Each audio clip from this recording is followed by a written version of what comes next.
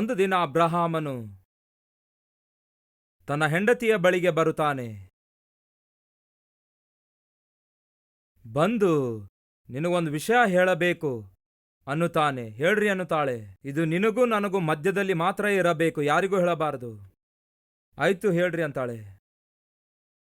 ಏನಿಲ್ಲ, ನೀನು ಬಹಳ ಅಂದವಾಗಿರುತ್ತಿ. ಬಹುಶಃ ಗತದಲ್ಲಿ ಆ ಮಾತು ಅವನು ಎಂದಾದ್ರೂ ಹೇಳಿದ್ದಾನೋ ಇಲ್ಲೋ ಗೊತ್ತಿಲ್ಲ, ಆದರೆ ಆ ದಿನ ಮಾತ್ರ ಹೇಳ್ತಾನೆ, ನೀನು ಬಹಳ ಸುಂದರವಾಗಿದ್ದಿ ಎಂದು.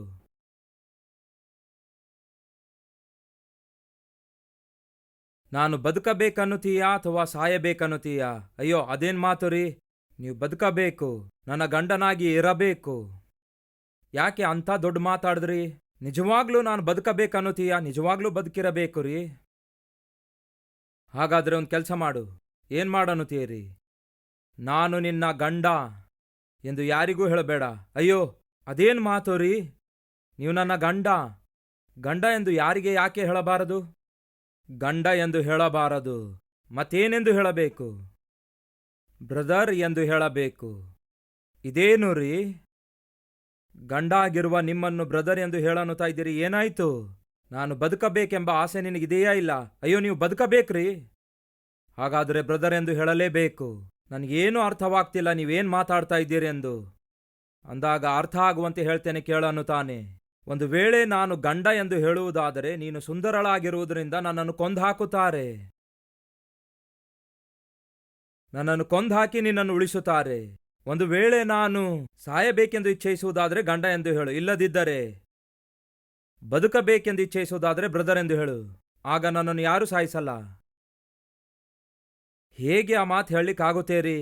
ನಾವು ಬದುಕಬೇಕಾದರೆ ಈ ಸುಳ್ಳು ಹೇಳುವಂಥದ್ದು ತಪ್ಪಿದಲ್ಲ.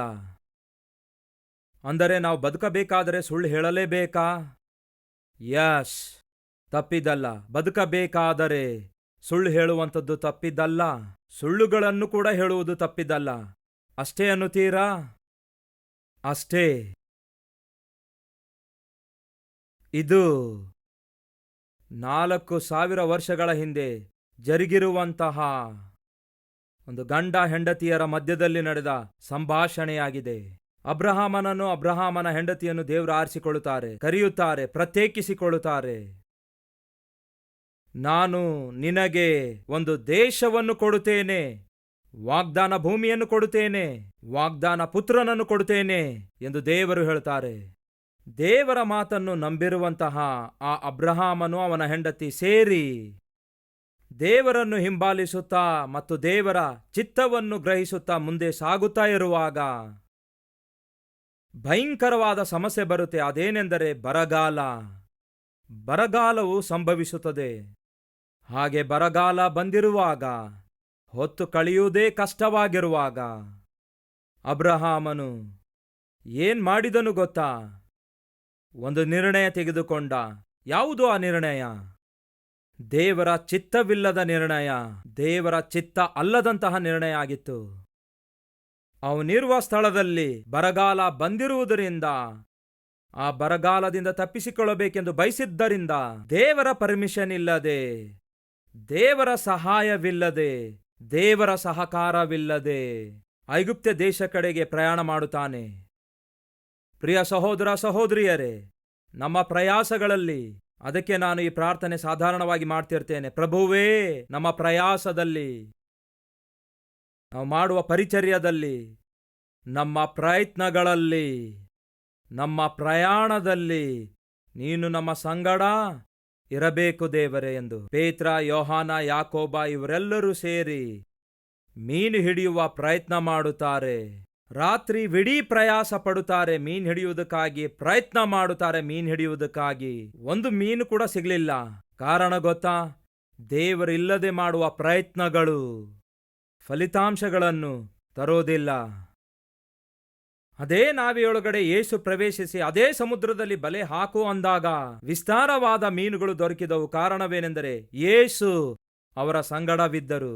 ಯೇಸು ನಿಮ್ಮ ಸಂಗಡವಿಲ್ಲದೇ ಇರುವಾಗ ನೀವು ಎಷ್ಟೇ ಪ್ರಯತ್ನ ಮಾಡಿದರು, ಎಷ್ಟೇ ಪ್ರಯಾಸ ಪಟ್ಟರು, ಏನೇ ಪ್ರಯತ್ನಿಸಿದರು, ಪ್ರತಿಫಲ ಮಾತ್ರ ನೀವು ಕಾಣುವುದೇ ಇಲ್ಲ.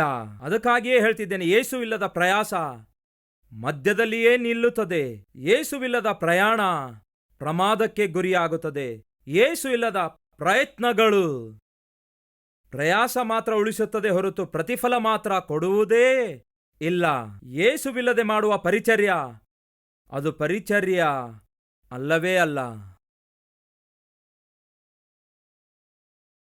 ಆ ದಿನ ದೇವರು ಸಂಗಡವಿಲ್ಲದೇ ಇರುವಾಗ ಏಲಿ ಮಕ್ಕಳು ಪರಿಚರ್ಯ ಮಾಡುತ್ತಾರೆ. ಪಾಪದಲ್ಲಿ ಜೀವಿಸ್ತಾ ಇದ್ರೂ ಕೂಡ, ವ್ಯಭಿಚಾರದಲ್ಲಿ ಜೀವಿಸ್ತಾ ಇದ್ರೂ ಕೂಡ ಪರಿಚರ್ಯದಲ್ಲಿ ಪಾಲ್ಗೊಳ್ಳುತ್ತಾರೆ. ಪ್ರತಿಫಲ ಏನಾಯ್ತು ಗೊತ್ತಾ? ಆ ಇಬ್ಬರನ್ನು ದೇವರು ಒಂದೇ ಏಟಿನಿಂದ ಹೊಡೆದು ಸಾಯಿಸುತ್ತಾರೆ. ದೇವರು ಸಂಗಡವಿಲ್ಲದಂತಹ ಪರಿಚರ್ಯ ಶಾಪಕರವಾದ ಪರಿಚರ್ಯವಾಗಿದೆ. ಶಾಪವನ್ನು ಉಳಿಸುವಂತಹ ಪರಿಚರ್ಯವಾಗಿದೆ. ಪರಿಚರ್ಯದಲ್ಲಿ ಪಾಲ್ಗೊಳ್ತಿದ್ದೀರಾ? ಹಾಗಾದರೆ ಕೇಳಿರಿ, ದೇವರ ಸಂಗಡ ಉಳ್ಳವರಾಗಿ ಜೀವಿಸಿರಿ. ದೇವರ ಸಂಗಡ ಇದ್ದು ಸೇವೆ ಮಾಡಿರಿ.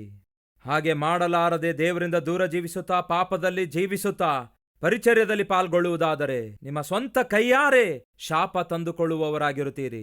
ಅಂದು ಬರಗಾಲ ಬಂದಿತಂತೆ. ಅದಕ್ಕಿಂತ ಮುಂಚೆ ಚೆನ್ನಾಗಿ ಪ್ರಾರ್ಥನೆ ಮಾಡಿದಂತಹ ಅಬ್ರಹಾಮನು ಸಮಸ್ಯೆ ಬಂದಾಗ ಪ್ರಾರ್ಥನೆ ಮಾಡಬೇಕಿತ್ತಲ್ಲವೇ? ಸಮಸ್ಯೆ ಬಂದಾಗ ದೇವರ ಪಾದ ಹಿಡ್ಕೊಳ್ಳಬೇಕಾಗಿತ್ತಲ್ಲವೇ? ದೇವರೇ, ಬರಗಾಲ ಬಂದಿದೆ. ಯಾಕೆ ಬಂತೆಂದು ಗೊತ್ತಿಲ್ಲ, ಅದರ ಕಾರಣ ಗೊತ್ತಿಲ್ಲ, ಎಷ್ಟು ಕಾಲ ಇರುತ್ತದೆ ಎಂದು ಗೊತ್ತಿಲ್ಲ.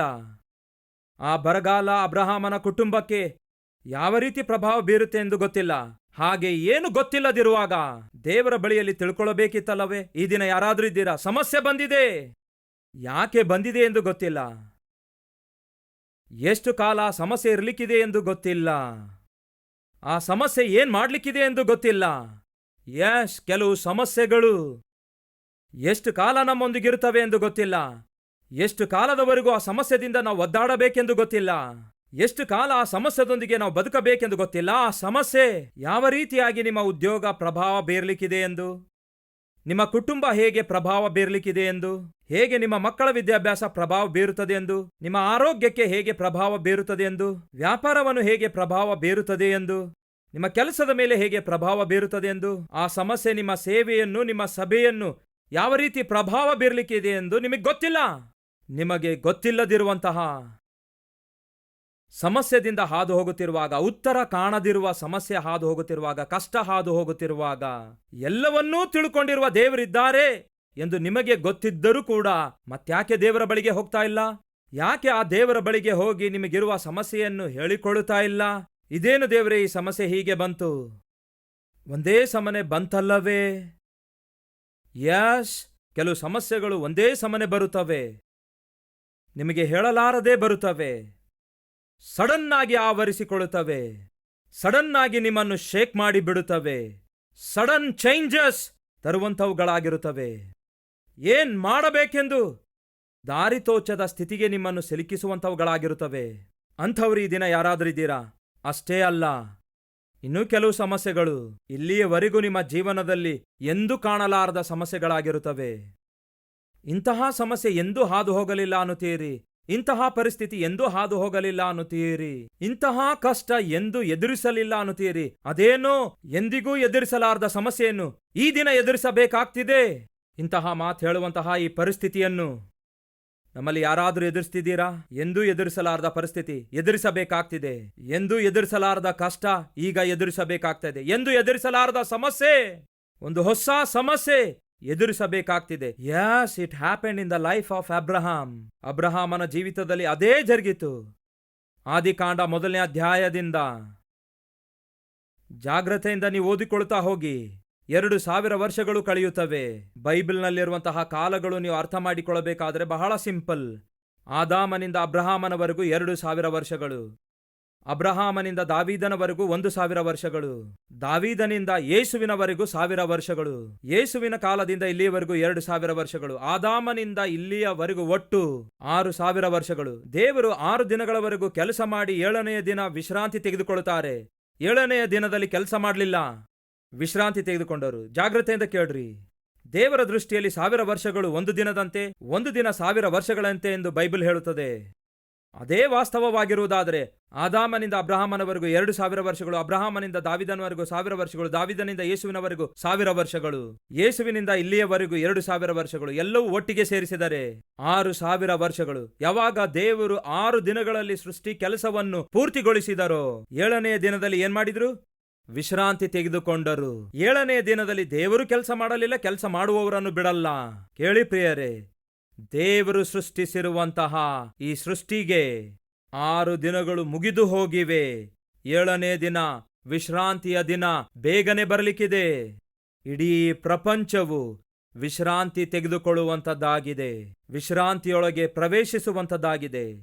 ಕೆಲವರೇನೋ ನಿತ್ಯತ್ವದಲ್ಲಿ ದೇವರೊಂದಿಗೆ ವಿಶ್ರಾಂತಿ ಪಡೆಯುವವರಾಗಿದ್ದಾರೆ, ಇನ್ನೂ ಕೆಲವರೇನೋ ನರಕಕ್ಕೆ ಹೋಗಿ ನಿತ್ಯವೂ ಗೋಳಾಡುವವರಾಗಿದ್ದಾರೆ. ಒಂದು ವೇಳೆ ಗಡಿಯಾರದಲ್ಲಿ ಈ ಪ್ರಪಂಚ ಅಂತ್ಯವಾಗುವುದರ ಕುರಿತು ನೀವು ಗಡಿಯಾರದಲ್ಲಿ ತಿಳಿದುಕೊಳ್ಳಬೇಕಾದ್ರೆ ಹೇಗೆ ಗೊತ್ತಾ?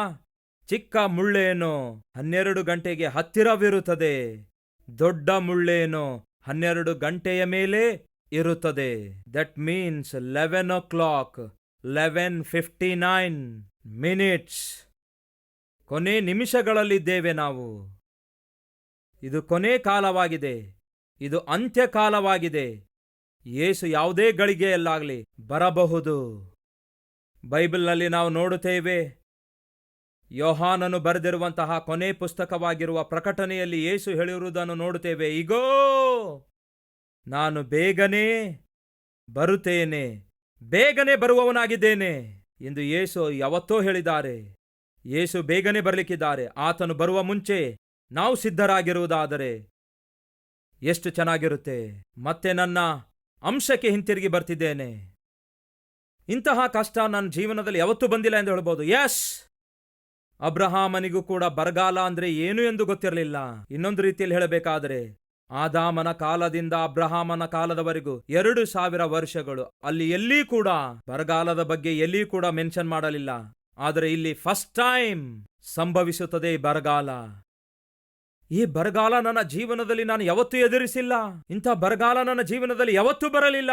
ಯಾಕೋ ಇದು ಫಸ್ಟ್ ಟೈಮ್ ನನಗೆ ಆವರಿಸಿಕೊಂಡಿದೆ. ಈ ದಿನ ಅಂಥದೇ ಪರಿಸ್ಥಿತಿ ಯಾರಾದರೂ ಎದುರಿಸ್ತಾ ಇದ್ದೀರಾ? ಈ ದಿನ ನಾನು ಎದುರಿಸುತ್ತಿರುವ ಸಮಸ್ಯೆ ಫಸ್ಟ್ ಟೈಮ್ ನನ್ನ ಜೀವನದಲ್ಲಿಯೇ ಈ ಸಮಸ್ಯೆ ಎದುರಿಸುತ್ತಿದ್ದೇನೆ, ಈ ಕಷ್ಟ ಎದುರಿಸುತ್ತಿದ್ದೇನೆ ಅನ್ನುತ್ತಿದ್ದೀರಾ?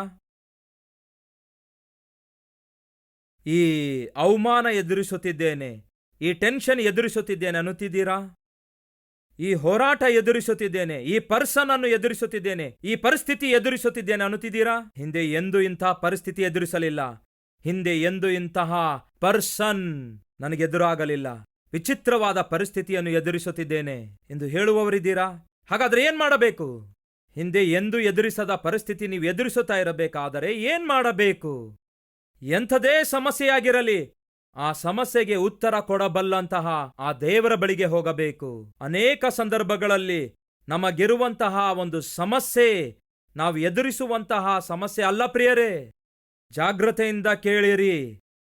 ಮತ್ತೊಮ್ಮೆ ಹೇಳ್ತೇನೆ, ನಿಮ್ಮ ಜೀವನದಲ್ಲಿ ನಿಜವಾದಂತಹ ಸಮಸ್ಯೆ ನೀವು ಎದುರಿಸುವ ಸಮಸ್ಯೆ ಅಲ್ಲ. ಹಾಗಾದರೆ ಆ ನಿಜವಾದ ಸಮಸ್ಯೆ ಯಾವುದು?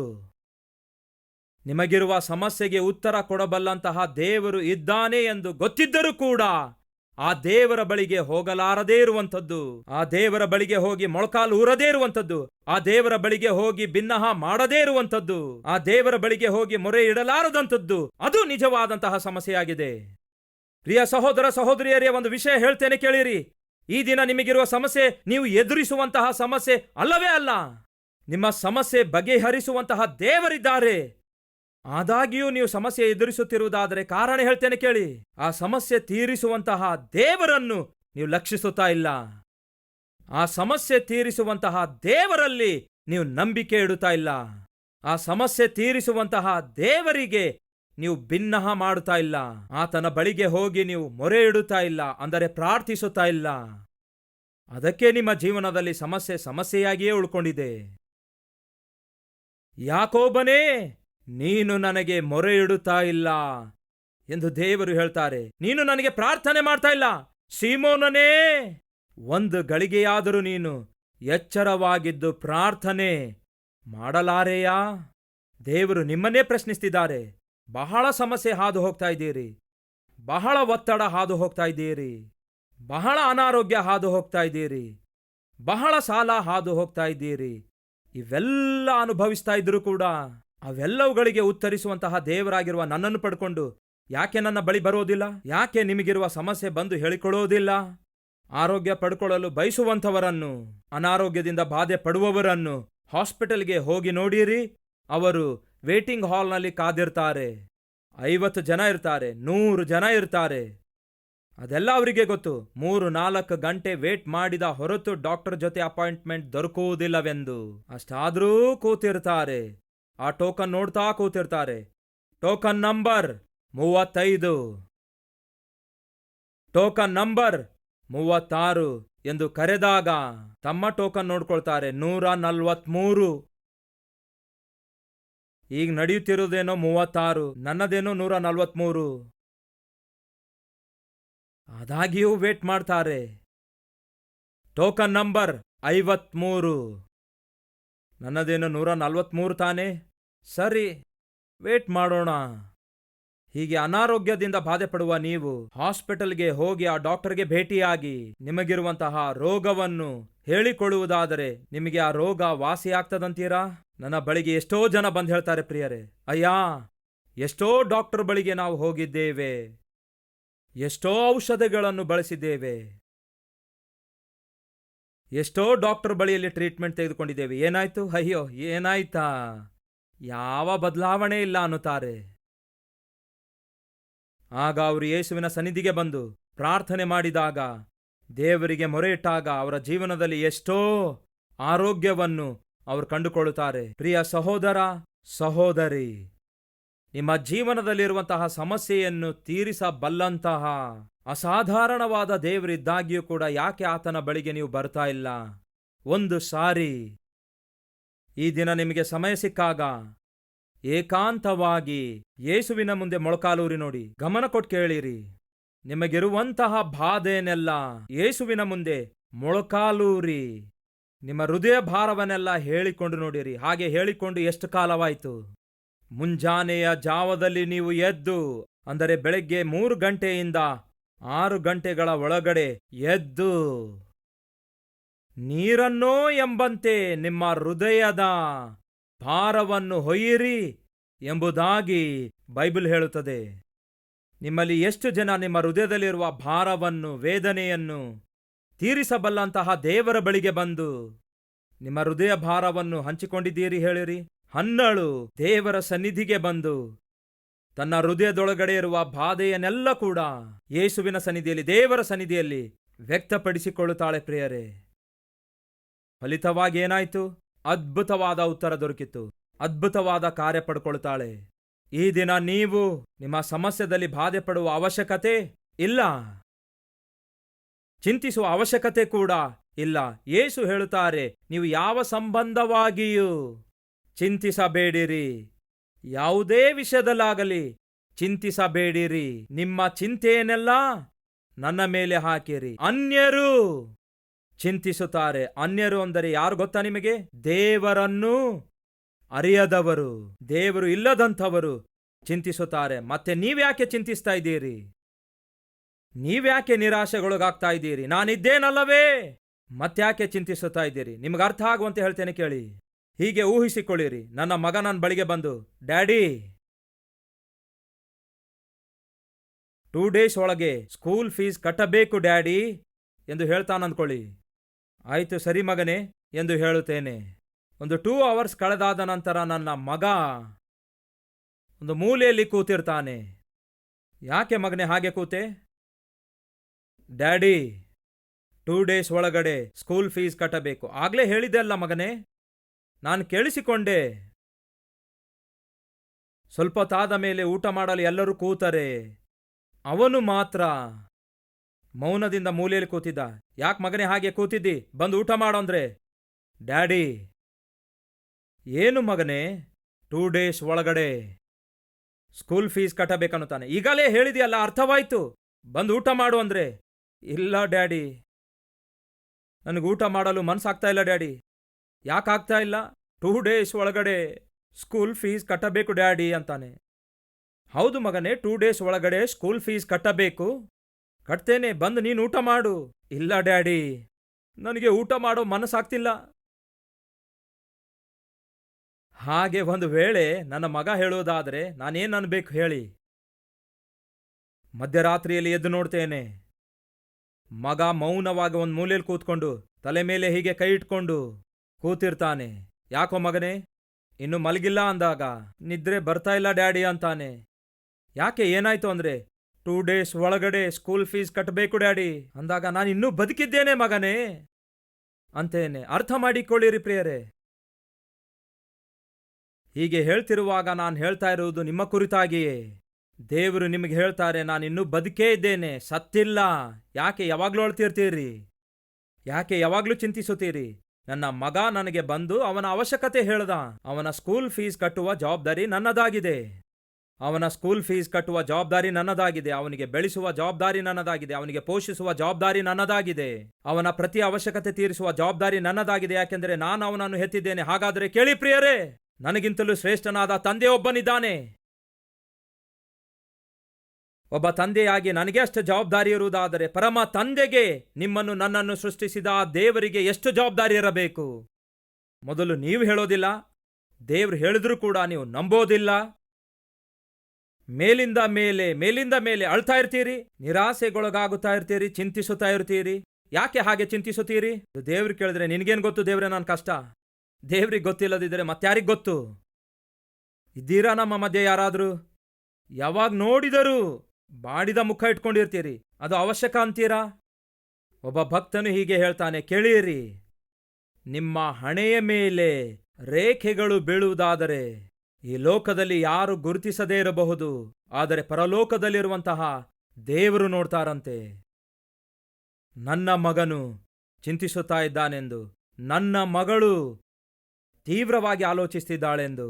ಹಾಗೆ ತೀವ್ರವಾಗಿ ಆಲೋಚಿಸಿ, ಹಾಗೆ ತೀವ್ರವಾಗಿ ಚಿಂತಿಸುವುದಕ್ಕಿಂತ ಪ್ರಶಾಂತವಾದ ಮನಸ್ಸಿನಿಂದ ನನ್ನ ಬಳಿಗೆ ಬಂದು, ಪ್ರಭುವೇ, ನನಗೆ ನಿನ್ನ ಬಿಟ್ರೆ ಯಾರಿದ್ದಾರೆ ಹೇಳು ಎಂದು ನನಗೆ ಹೇಳಿಕೊಳ್ಳುವುದಾದರೆ ಎಷ್ಟು ಚೆನ್ನಾಗಿರುತ್ತೆ. ಈ ದಿನ ನಿಮಗಿರುವ ಸಮಸ್ಯೆ ಏನೆಂದು ಹೇಳ್ತೇನೆ ಕೇಳಿ. ನೀವು ಎದುರಿಸುತ್ತಿರುವ ಸಮಸ್ಯೆ ಅಲ್ಲ, ಮತ್ತೇನು? ನಿಮ್ಮ ಸಮಸ್ಯೆಯನ್ನು ದೇವರಿಗೆ ಹೇಳದೇ ಇರುವಂಥದ್ದು ನಿಮ್ಮ ಸಮಸ್ಯೆಯಾಗಿದೆ. ಈ ದಿನ ದೇವರು ನನ್ನೊಂದಿಗೆ ಮಾತಾಡಿದ್ದಾರೆ. ಯಾವುದೇ ಸಮಸ್ಯೆ ಇದ್ದರೂ ಕೂಡ ದೇವರ ಬಳಿಗೆ ಬಂದು ಹೇಳಿಕೊಳ್ಳಬೇಕೆಂದು ಈ ದಿನ ತೀರ್ಮಾನ ತೆಗೆದುಕೊಳ್ಳುತ್ತೇನೆ. ನನಗೋಸ್ಕರ ಪ್ರಾರ್ಥನೆ ಮಾಡಿರಿ ಎನ್ನುವವರಿರುವುದಾದರೆ ನನ್ನೊಂದಿಗೆ ಪ್ರಾರ್ಥನೆಯಲ್ಲಿ ಐಕ್ಯವಾಗಿರುವಿರಾ?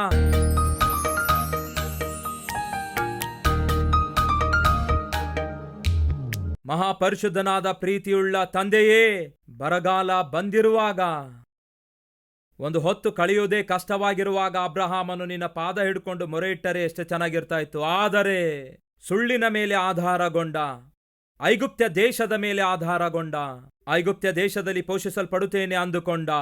ಆದರೆ ನಿನ್ನ ಪರ್ಮಿಷನ್ ಇಲ್ಲದೆ, ನಿನ್ನ ಚಿತ್ತ ತಿಳಿದುಕೊಳ್ಳದೆ ದೇವರೇ ಐಗುಪ್ತ್ಯವನ್ನು ಆಶ್ರಯಿಸಿದ್ದಕ್ಕೆ ತನ್ನ ಸ್ವಂತ ಕೈಯಾರೆ ಕಷ್ಟ ತಂದುಕೊಳ್ಳುತ್ತಾನೆ. ಸುಳ್ಳು ಹೇಳಬೇಕಾಗುತ್ತದೆ. ಸುಳ್ಳು ಹೇಳಲಾರದೆ ಬದುಕುವುದೇ ಕಷ್ಟವಾಗ್ಬಿಡುತ್ತದೆ. ಅಯ್ಯೋ, ನಮ್ಮಲ್ಲಿ ಎಷ್ಟೋ ಜನ ಸ್ವ ಇಚ್ಛೆಯಿಂದ ನಿನ್ನ ಚಿತ್ತಕ್ಕೆ ವ್ಯತಿರೇಕವಾದ ನಿರ್ಣಯ ತೆಗೆದುಕೊಂಡು ಪ್ರಯಾಣ ಮಾಡಿ, ಪ್ರಯಾಸಪಟ್ಟು, ಪ್ರಯತ್ನಗಳನ್ನು ಮಾಡಿ ಈ ದಿನ ಸುಳ್ಳಿನ ಮೇಲೆಯೇ ಜೀವನ ಸಾಗಿಸುತ್ತಿದ್ದಾರೆ, ಸುಳ್ಳಿನ ಮೇಲೆಯೇ ಕುಟುಂಬ ನಡೆಸುತ್ತಿದ್ದಾರೆ, ಸುಳ್ಳಿನ ಮೇಲೆಯೇ ಉದ್ಯೋಗ ವ್ಯಾಪಾರವನ್ನು ಮಾಡ್ತಿದ್ದಾರೆ. ಆದರೆ ಒಂದು ದಿನ ಅದು ಫುಲ್ ಸ್ಟಾಪ್ ಹಾಕಲ್ಪಡುತ್ತದೆ.